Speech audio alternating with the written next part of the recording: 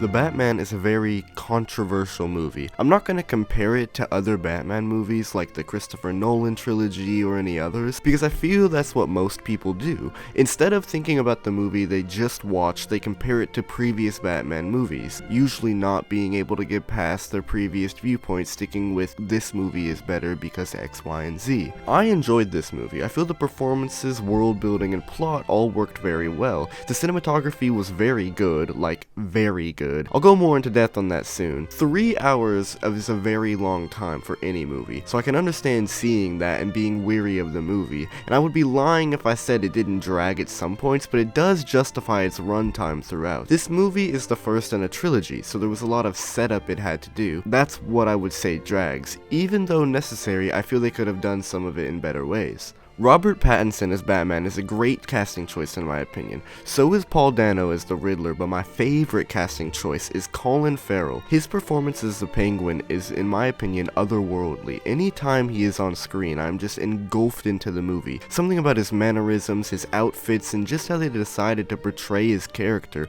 it's honestly something special. Not everything is perfect though. Bruce Wayne isn't portrayed in the best way possible. That's not me shitting on what they chose. I guess I just would have preferred it to be written differently. He sort of has a rebel teen vibe, even though Bruce Wayne to the public is supposed to be some wealthy playboy basically. It doesn't really seem to fit. Every shot in this movie is beautiful. On top of that, the visuals that they show us in some scenes are so badass and honestly just awesome. These shots help aid the story and push the plot forward without us even realizing it. The beginning of the movie, keeping Batman hidden in the shadows, shows us how thieves in Gotham constantly fear he is right around the corner even if he is nowhere near close, imagining he could be around any corner or dark alley. Color is also a very important part of this movie, using darkness as an aid in almost every shot. I give this movie a lot of slack for the reason of that it's the first of a trilogy, usually having to set up so much. I hope it leads for the second Batman to have more of a level story structure, if that makes sense.